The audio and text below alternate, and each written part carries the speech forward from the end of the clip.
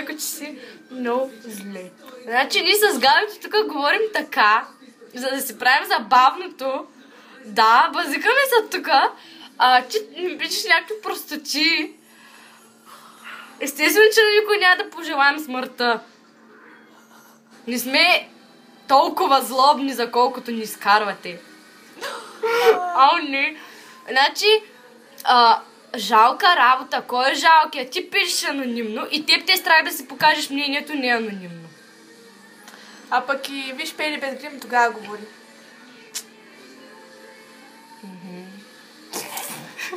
Нечестно. Извинявай. Много си зле, мила. Ужас! Майка, много сте ви смешни такива, дет не разбирате от базик. Боже, опази!